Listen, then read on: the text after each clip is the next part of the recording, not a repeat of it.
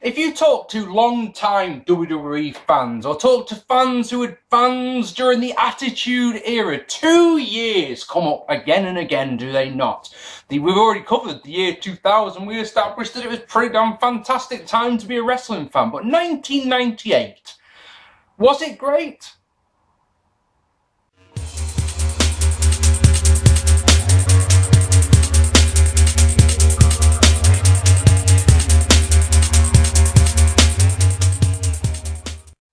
Hello ladies and gentlemen, welcome to this right here is a brand new series where we're going to go through the year 1998 in the WWF on pay-per-view tonight, the Royal Rumble 1998.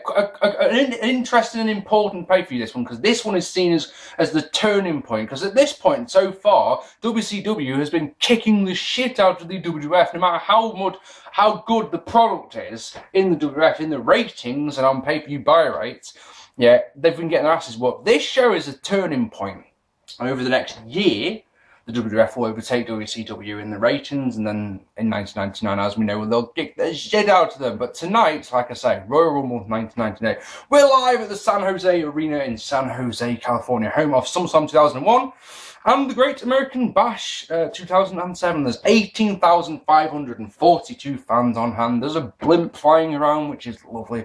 And we've got Generic Rock 14 as the theme tune for the show. And some guy who I'm sure you've never heard of, called Mike Tyson, is in one of the executive box. Three little things before we go on.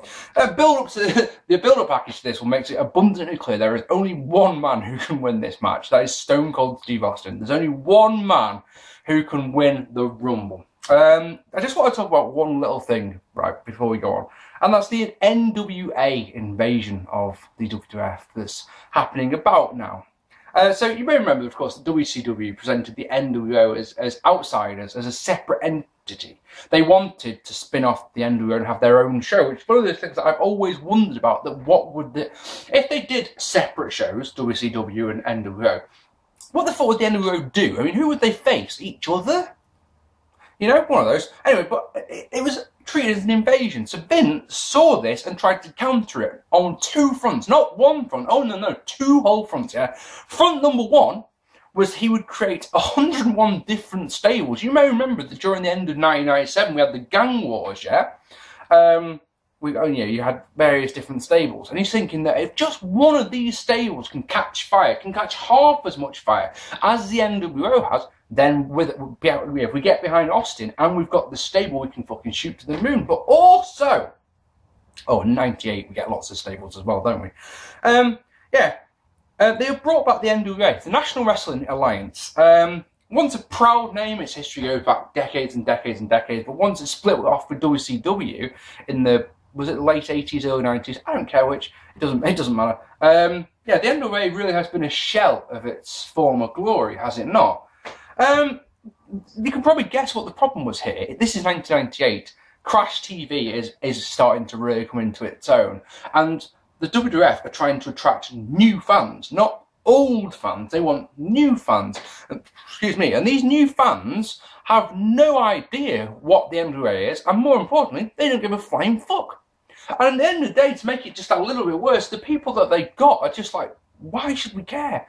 So Jim Cornette is the star of it. You may remember in 1997, I don't think I mentioned this on the 97th Heaven series, but Jim Cornette cut a couple of genuinely wonderful promos where he just ranted about WCW. It was absolutely fantastic. He brought in Jeff Jarrett, who we saw last month, beating Undertaker by disqualification. He won the NWA North American Championship. No one cared at all. And Jim Cornette also brought in the Rock and Roll Express, who admittedly were a good tag team back in the 80s, but no one cares. Utter indifference for this. We'll see how this one pans out over the year, because there's quite a few things for this one. Oh, you may remember, just one more little thing. You may remember, this is from the Raw before this show. Undertaker's getting owned by the Generation X in the main event slot of the show. And Kane comes out and he saves Taker from the beatdown. He then chases DX off up the ramp, turns around. You must remember this. It's one of those moments that it was etched on any wrestling fan's mind if you're watching it at the time, especially. Kane does Undertaker's salute on the ramp. The look on Taker's face is the, what the fuck? But then it's like, yeah, fuck it, do it. And he drops down onto his knees as he does the salute. Kane's pyros go off, and Jim Ross says, oh, what a moment. And it really was special.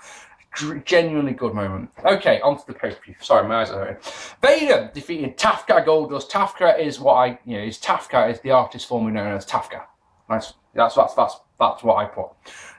Vader defeating TAFKA Goldust in a good opener. Last month we saw the start of TAFKA Goldust with him reciting green eggs and ham. Here he has blue hair and green and purple tights. I suppose he's not, at least he's not on a chain as he was last time out. Must mention that this past week's on Raw. I need to say, every series that I've done like this, yeah, the 10 years ago series, 97th Heaven, 99 Sucks, yeah, never really done this before. This time, I've downloaded all the Raws for the year of 1998 because I'm genuinely interested in watching them. So I'm watching those, and I'm not actually reviewing them. I can do if you really want me to. I'll tell you this much: I'd rather review 1998 Raws than the current ones. But it's all on what the people want. Anyway, the point is that Goldust came out dressed as Sable at one point during the show, and then Mankind is meant to be facing Goldust later on in the show, and Goldust comes out dressed as Dude Love, which is fucking brilliant. Anyway, crowd are not very hot for Vader. Vader controls until they botch an Irish whip into the steps on the outside. Not exactly a hard move, that one, is it? You whip them and they either go into it knees first or they go down and take it with the back. Luna distracts him so Goldust can take control. She's a weird one. I've said this before on vids, but amazing body, ugly as fuck face. Anyway, Goldust controls until he makes that fatal error of kissing Vader, which makes him mad. Obviously, he hits an inside-out clothesline, but he's also blown up as hell. In this one, I noticed 3 signs that make me smile, which is that, it's the whole, right, hey lads, we're going to Raw, what sign shall I take? And it's like, the guy's written, Carl is smart, in big capital letters on a sign, holding it up. Is that relevant at all? Ted Turner is gay. Why not? And then my favourite, I had to rewind this one to make sure that I got the right wording, because it says, Steve Austin is bout it. Not a clue. I have no idea. Vader with a suplex and splash for 2. Vader bomb is countered the low blow as Luna distracts the ref. Sunset flip is countered into a butt drop, and he wants the bomb. The Vader bomb, obviously. The place goes crazy. And Jim Ross says that Vader is a big old hungry Kodiak bear pulling his food back into his cave for the winter as he dragged Goldust's prone body across the ring. Like, yeah, if I was on commentary, that's what I would have said as well. Luna climbs up on Vader's back to try and stop him from doing the bomb, but he just says, fuck it, and does the bomb anyway with her on his back. Looks amazing. And that gets the win. So much better than I was expecting. Absolutely, yeah, genuinely better.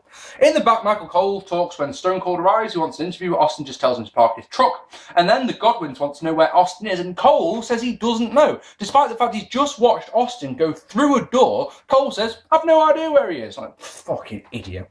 Max Mini, Mosaic, and Nova defeating Battilion, Tarantula and El Torito. Don't know if that's the same El Torito as the one that's in Raw today, but anyway, in a six-man tag match. If you like arm drags, you will love this match because there's lots of them. In fact, I think every move that's done is either an arm drag or is countering a move into an arm drag. Sonny helps Max. Sonny's guest referee because it's this is one of the times where it looked like they didn't know what to do with Sonny. So she's guest referee. She helps Max Mini at one point, which is quite funny. She holds him up by under the armpit so he can kick his opponents. That's lovely. Follows with a corkscrew prostitute on the outside just to annoy me because this was genuinely heading towards dud territory. In the ring, he does a Rana, another arm drag, and a cradle that gets the 3. 7:49. I don't like Lucha Libre, as you know, because there's no storytelling involved. It's just move. And this one was particularly bad because it's just arm drags. Seriously, if you don't believe me on this one, in fact, fuck it, the link to the whole pay-per-view, because it's on YouTube, is down below. Please go and watch it when you've done this when you've watched this video, and just tell me if I'm wrong on this one on the arm drag. In the back! The Nation are looking for Stone Cold, complete with latest member Mark Henry, who had turned on Ken Shamrock and joined the Nation the week before on Raw. Farouk says he didn't want Mark Henry in the Nation, but he needs to prove himself. So Mark, you're going to be the guy who goes and attacks Austin. They break into Austin's locker room, but it's empty, which is nice. And no, it's not completely empty. There's one of those foam fingers, almost like that one, but the Steve Austin one, the middle finger one. Gosh, I've got quite more, believe it or not. And Vince and Shane are with Tyson in his skybox. which is lovely. Michael Cole talks to Rock on free-for-all. The Nation members were arguing about who will win the Rumble, which was the pre-show, you know, before we had Sunday Night Heat. Rock makes some political joke about Bill Clinton, then says someone will carry Shamrock's ass out of the building, which is lovely. Speaking of which, The Rock then defeating Ken Shamrock in a good match to retain the Intercontinental Championship. No, seriously, 3-star match, this one, good match. As said, Mark Henry turned on Shamrock in a tag match the week before, but in the weeks before that, Shamrock had gone through the various members of the Nation, making them tap out to the ankle lock. This is the start of the rivalry that's going to last most of 98, because these two are going to fight in singles matches at least, at the WrestleMania and at King of the Ring. They'll add Mick Foley into the match at Breakdown. I think these two are opposite teams next month, actually, as well, now think about it, at the No Way Out of Texas pay-per-view. So, Rock cuts a mini promo before the bell, providing us that he is our Intercontinental Champion. He's the best IC champion that there ever was. The crowd are all over Rock with the Rocky Sucks chant, as you can probably imagine. Match goes back and forth. It's very much a kicking and brawling and punching the other going. Ken goes for a Rana, but Rocky counters. Ken gets 2 off a nice fisherman suplex. I'm hungover, signing in the crowd, makes me laugh. It's like, why would you do that? The beautiful float over DDT gets 2 for Rock. I think that move gets half a star for any Rock match. I'm pretty certain of it. But so a chin lock, which is... Yeah. Kane comes back with a released Northern Lights suplex called a modified fireman's carry by Jim Ross, lovely. Powerslam gets 2 from Ken. He snaps and hits the Rana, disposes of Karma and Dealer, who come out and walk straight into a brass knuck shot from The Rock. The Rock puts the knucks in Ken's tights, but the cover only gets 2. Shamrock hits the belly to belly suplex and gets the 3 and the Intercontinental Championship. But wait, I know, I said Rock wins. Rock tells the ref that he'd been hit with brass knucks. Referee, like an idiot, believes him. Checks Ken's tights. Yep, there's the brass knucks. Reverses the decision. Idiot. Ken is less than impressed and suplexes the ref before putting the ankle lock on. Rock keeps the belt. Ken keeps his heat. Match was decent. Everyone wins. Yay. In the back, Shamrock attacks Rock until he's dragged away by the referees, to which Rock yells, "Get that piece of shit out of here. I'm the damn champ," which is brilliant. Then Los Barracudas attack Los Boricuas. I always do that. It's Los Boricuas. Los Boricuas attack someone who they think is Austin, but it's really one of the Harris brothers. Yay. And then the Legion of Doom defeating the New Age Outlaws via disqualification after a match. A very poor match. Nation? No, go on, try again. But then, New Age Outlaws, it's written down, for fuck's sake, retain the tag titles. So since we last saw these two, which of course was a month ago, Degeneration X, the New Age Outlaws have stepped up their game somewhat, shaving one of Hawk's mohawks off and hitting a 4-man powerbomb through the announce table on Animal with the assistance of Degeneration X. Usual shouty promo from Animal before the match, and the Outlaws get some heat by ripping the local sports team as they came out. They had a 1.5-star match, in my opinion, at Degeneration X. This was shit though. Animal comes as a dog Rana attempting to a bomb. LOD control for a good while. Animal hitting power slams on them, but there's utter indifference to both teams here. No one cares. The Animals attack. They basically the Outlaws attack, handcuff Hawk to the ropes, which is lovely, you know, because why the fuck not? Thumbs the eyes right in front of the referee by Gunn. Nothing happens. Gun comes off the top, turned into a house on by Animal, so Dog is getting vexed because, you know, think about it, it's 2-on-1, they still can't get the winner. Everything they do, Animal tries to come back, so they just get a chair and just take him out. Disqualification. Match was utterly rubbish. After the bell, obviously, because he wouldn't do it before the bell, after the bell, Hawk snaps the handcuffs and attacks, and yeah, great. Some bird called Mildred Bowers wins Stone Cold's truck. Yay! I don't know what she had to do to win said truck, but she did. Well done, Mildred. Stone Cold wins the Rumble match. So, here we go. And these ones always take a long time, I'm sorry about that, but a lot to get through, isn't it? It's an hour-long match, and there's a lot of people in it. Okay, so, Cactus Jack is number 1, and Chainsaw Charlie is number 2. He's got his chainsaw. Bzzz, people in the swinging around, and people in the front going, Jesus Christ, as they realise it's a real chainsaw. He puts it to the ring post on Raw the next night, and the sparks come off it. And you're just like, yeah, that is a legitimately real chainsaw. So it's an interesting one to know that when he's swinging it about, if at one point he goes around, this woman goes, bloody hell, and ducks out of the way. And of course you think it's just, you know, it's not got its actual chain or something like that, it's just got the engine buzzing or something like that, because that's the safe thing to do. No, it's a real chainsaw. Cactus gets some chairs, and they got it with they both go out with chainsaws. Charlie wants Cactus to hit him, so he wallops him. So when Charlie wants a second one, Cactus goes, no, gives him the chain, go on, hit me. So, of course, Charlie goes, bam, as hard as he can, and then does it again. But then Tom Brandy comes out at number 3, and Cactus and Charlie dump him in no time. And then they go back to beating each other. Cactus sets up 2 chairs and suplexes Charlie onto them. Rock is number 4. He eats a trash can he eats a trash can shot from Cactus, who then puts it on his head so Charlie and Cactus can pound on him, which is all good fun. Headbanger Mosh is number 5. It's a nice DDT on Charlie, who responds with a moonsault that misses. Phineas Godwin is 6. 8-Ball is 7. Cactus tries to eliminate Charlie with a Cactus clothesline, but his momentum means so Charlie ducks under it, so his momentum means that Cactus just sails over the top rope and eliminates himself. Brilliant.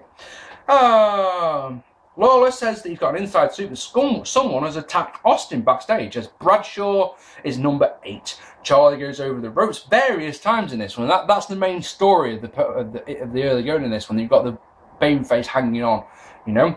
Owen Hart is number 9, but he's attacked by Jeff Jarrett and Jim Cornette. Steve Blackman is 10. 8-Ball hits a nice power driver on Funk. D'Lo Brown is 11. He goes at it with Rock for a moment. Kurgan is 12. He dumps out Mosh.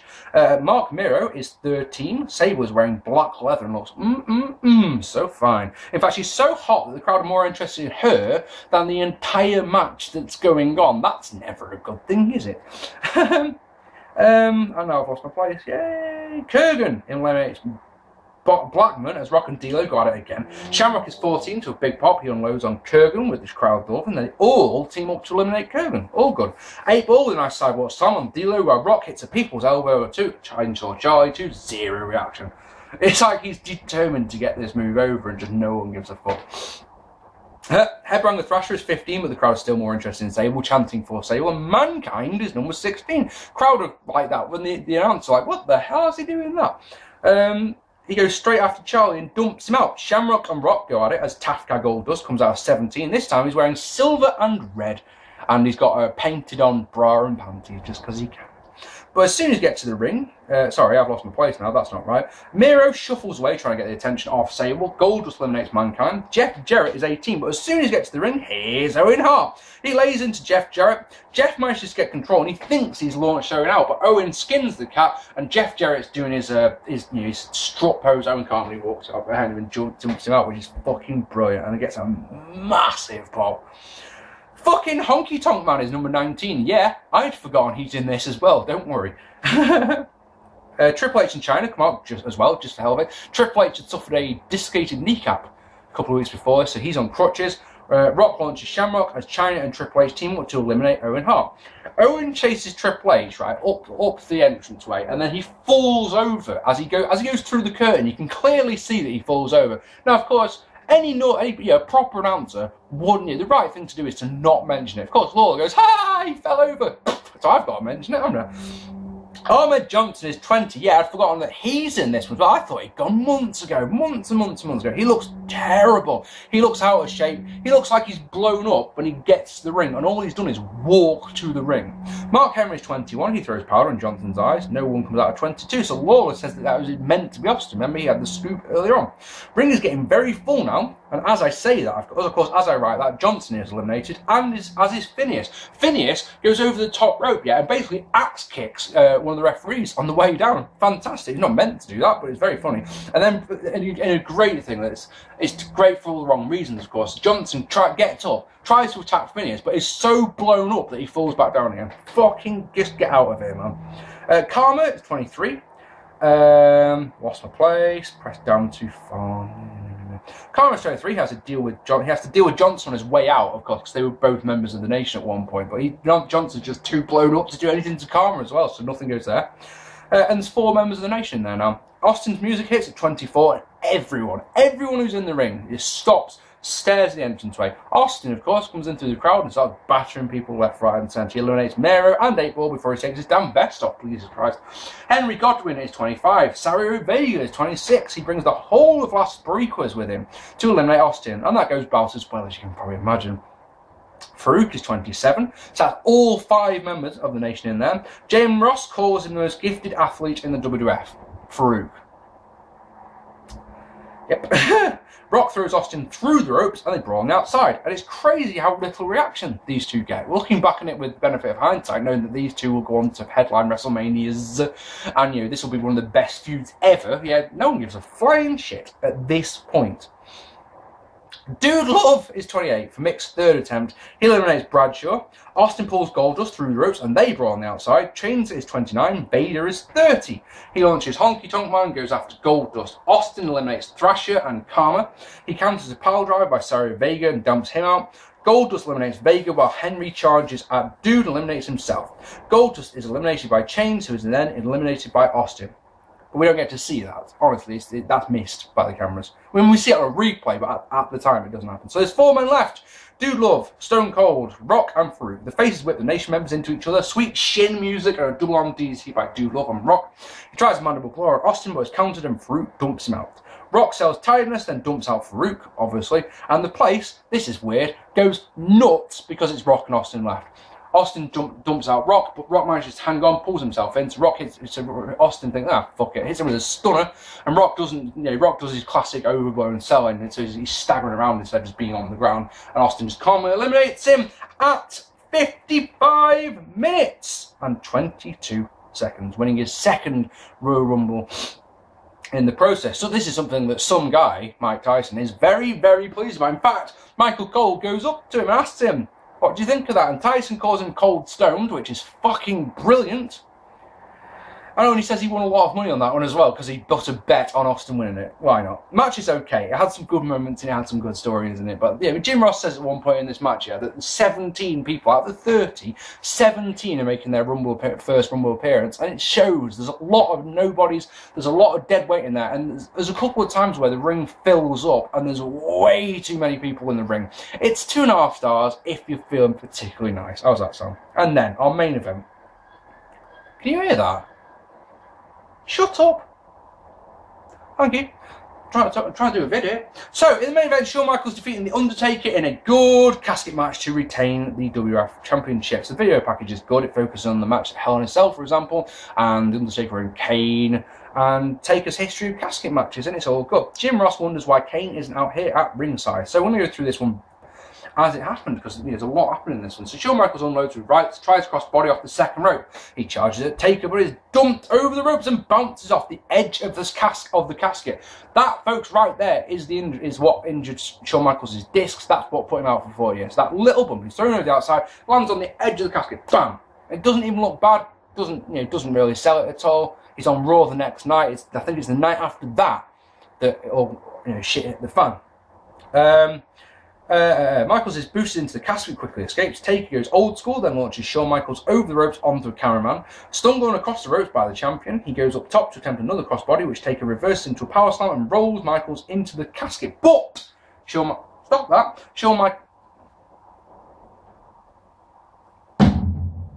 Stop that. Damn. Shawn Michaels throws powder into the dead man's eyes to... Meh. Get on with it. Just stop it, please. Come on. I've just got to do the main event and I'm done. I'm talking to a lamp. Oh, shit. I'm fucking nuts, aren't I? So, where are we? Powder, eyes, powder. Arsene moonsault by Shawn Michaels, and they brawl at ringside. Taker is whipped leg first into the ring steps, and then Shawn Michaels unloads with step shots, and then pile drives the dead man onto the ring steps. That gets an audible gasp from the crowd, and just looks so wonderful. Triple H unloads with his crutch because he can, and then Shawn Michaels unloads with a chair because he can. Taker is put inside the casket, but again the lid isn't closed. Shawn Michaels with a neck breaker and a sleeper, but Taker counters into a back drop. Shawn Michaels comes back to the flying forearm, kicks up, hits macho elbow, hits sweet chin music. Rolls Taker into the casket, but again Taker escapes, and now he's mad. He hits a big back body drop and a big boot, goes for flying forearm of his own, misses, and goes so far that he ends up in the casket. Shawn Michaels follows up with a fucking elbow drop into the casket, because why the fuck not? They go back inside. Taker, this is wonderful. It's absolutely superb ending to the match.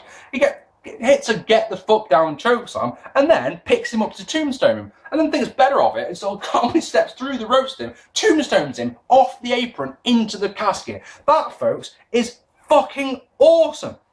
Here's the Outlaws and the Breakers to batter Taker. It's a 6-on-1 beatdown, and the lights go out. Here's Kane. The place goes mental. Kane batters them all. And you sat there, what's going to happen now? What's going to happen? What do you think is going to happen? What else would happen? Kane batters Taker. And the choke slams him off the apron into the casket, which gives Shawn Michaels the win at 20 minutes and 30 seconds. Kane and Paul Bearer then padlock the casket shut and wheel it to the top of the ramp, where Kane takes an axe to the casket. I don't know why. He then pours petrol or gasoline, as you Americans call it, onto the casket. Paul Bearer gets one match out, sets the box of matches on fire, throws it at the casket, and the pay-per-view ends there. But we get a WWF home video exclusive as the ring crew open the casket, so put the fire out, open the casket, Taker's gone! And then we hear an eerie voiceover which says, Taker says, Kane, until our paths cross again, I will never rest in peace. Ending reminded me of the 1994 Royal Rumble. I'm sure you remember that, Undertaker versus Yokozuna, where it took 20 heels to kill off Taker, and then remember Taker fucking ascending to the ceiling, which Marty Jannetty dressed as the Undertaker, whatever. Whereas the thing is, this match was infinitely better. Infinitely better. While not as good as their Cell match, this match was still very good. While it's not the best pay-per-view ever, this is, let's put it this way, it's an enjoyable show. I watched this in one sitting, which is a rare thing for me. Normally it'll take me 3 or 4 sittings to watch pay-per-view. I watch like 2 or 3 matches at a time. This one I watched in one go, which, speaks volumes about it. It's not the greatest, honestly, it's not. But you can feel the momentum starting to turn. And if you're, if you're an Attitude Era fan, you can sit and watch this whole show with a smile on your face. Honestly, you can, because it's good. Just fast forward the minis match, unless you like arm drags. Fast forward the tag match, unless you're a big Legion of Doom fan. I'm going to go 6 out of 10, because I'm in a generous mood, alright? How's that sound? Ladies and gentlemen, next up, No Way Out in Texas in February. I'm not doing the WCW shows because I didn't give a fuck about WCW. So, yeah, next up, No Way Out in Texas. There's a big surprise entrant. No idea who that one is. Oh, no. I hope you enjoyed this. Did you enjoy Rumble 98? What are your memories of it? What are your thoughts of it? And, yeah, I'd love your comments. Let me know down below. I've been Mark P. Thank you so much for watching, and I'll see you all very soon. Take it easy, guys.